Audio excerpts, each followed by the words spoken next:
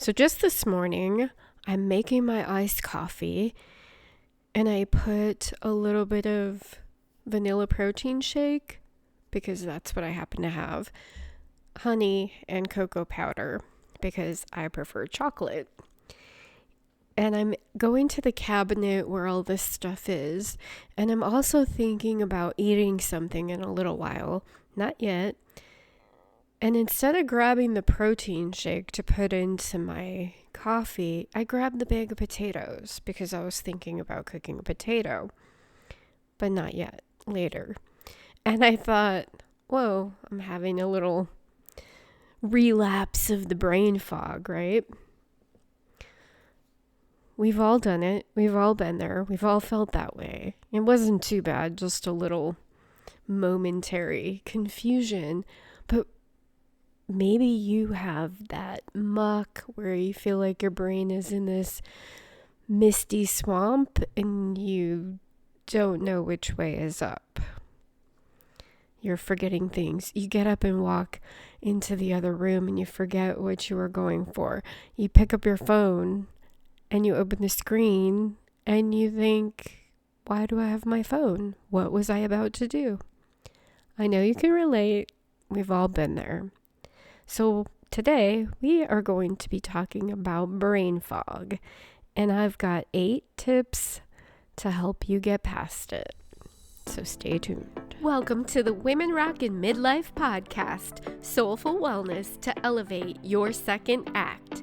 You deserve to deeply love every moment of your life, living your best life with pure joy, optimal health and abundance, with the energy, time, and inner peace to savor experiences with your loved ones and with yourself. Hi, I'm Jen Kunkel. Join me on this soulful journey to complete wellness in midlife and beyond. All right, so today I am going to try a little bit of a different format here. We're in the first year of this podcast. We're still going to be experimenting a little bit and see what lands best.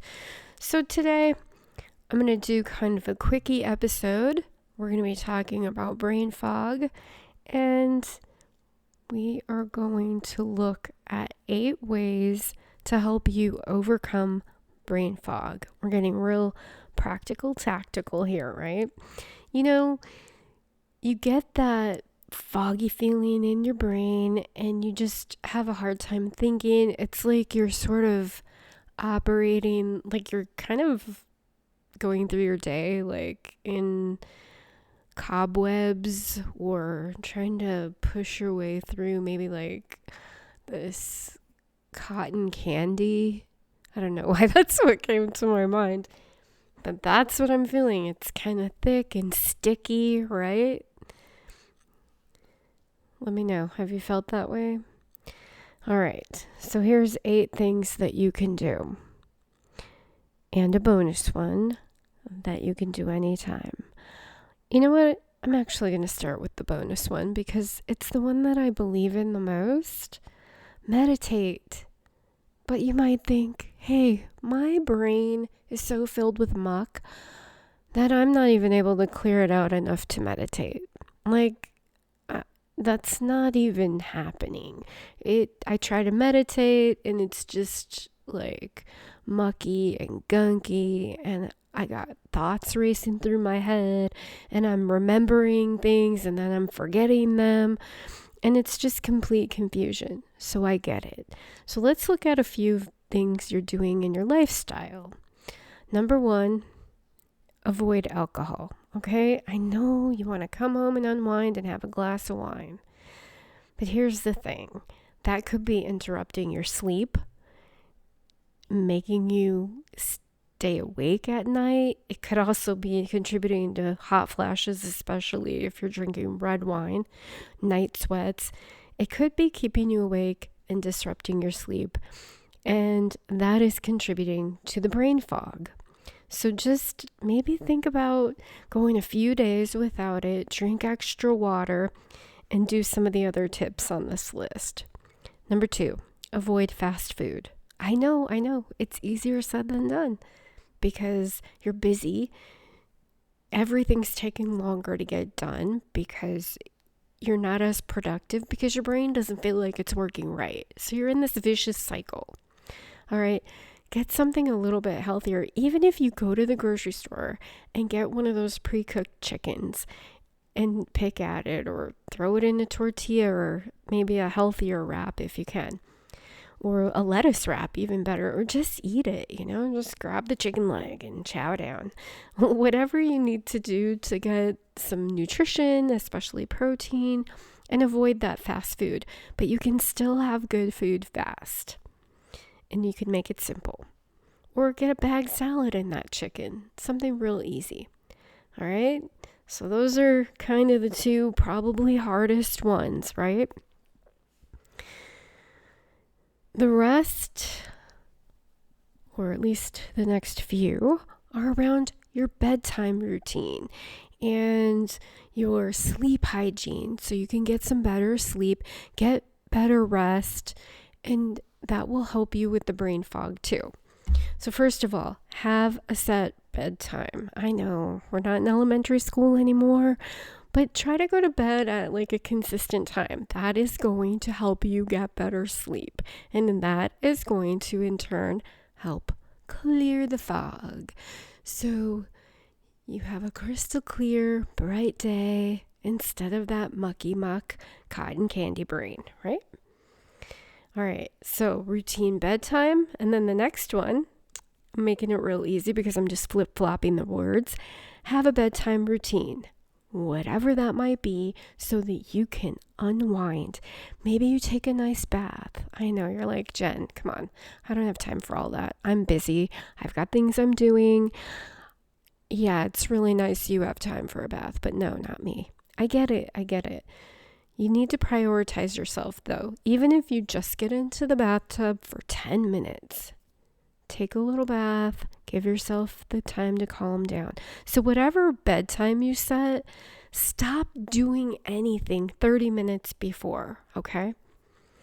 And that brings me to the fifth tip, which is to avoid working too close to bedtime. And believe me, I know that can be challenging because I am often working late at night, and I know I can tell that my sleep is suffering when that happens. And yeah, I get a little bit of the brain fog. So you have to remind yourself, you know what? Slow down, take a break, and make sure that you're not working too close to bedtime. Give yourself at least that 30 minutes before you go to bed, okay?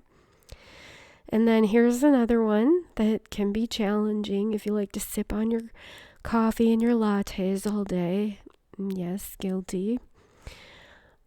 Avoid caffeine in the afternoon. I know that when I cut myself off at noon, I sleep better.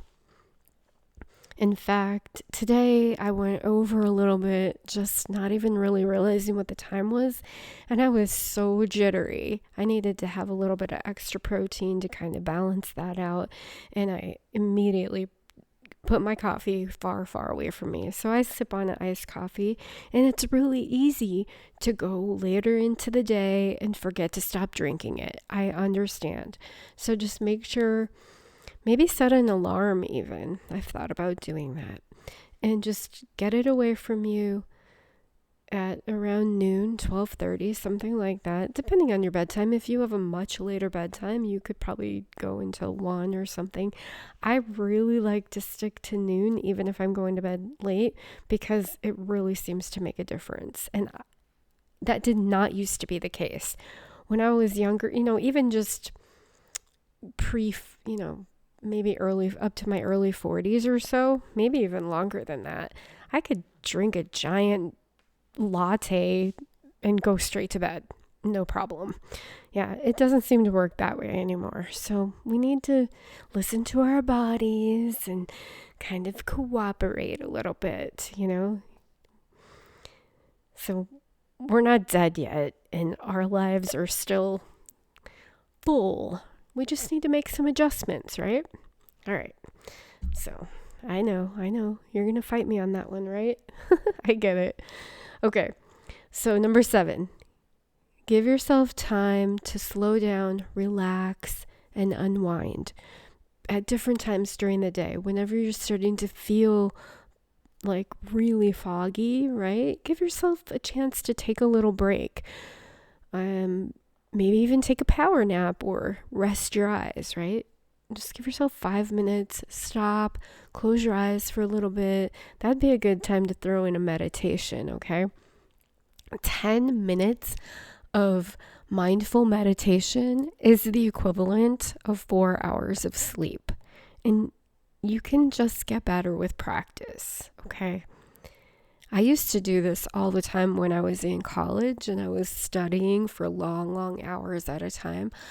I would go into the bathrooms at school because I'd be studying in like the student lounge. And I would go in there for like 10 minutes, maybe probably 3 times a day at least if I was studying for a really long time.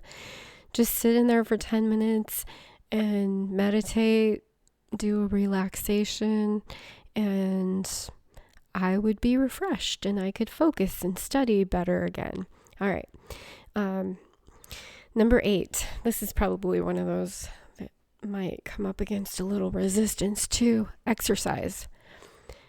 Now you can combine this, okay? If you don't want to meditate when you're giving yourself a little bit of downtime, get up and go for a walk. Just let your brain rest for a minute. If you're doing a lot of thinking or computer work or whatever the case may be, or you just go, just give yourself a break from it and do some exercise, okay? Exercise is tied to mood and just your ability to have mental clarity so much. I like to get up first thing in the morning and go for a walk. Now, I understand sometimes you feel super busy and you just want to get right to work, or you've got other things that you're dealing with, first thing in the morning. If you start making a habit to exercise, even if you start with 2 minutes at a time, that is going to help you. And that actually brings me to something else that's kind of tied in.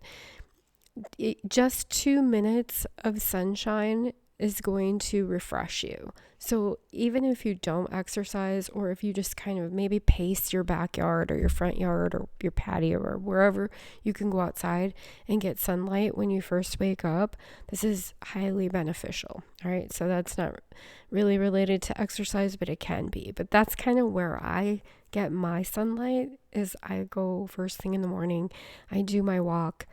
And yeah, sometimes I get out of the habit. I get it. And I can notice the difference for sure.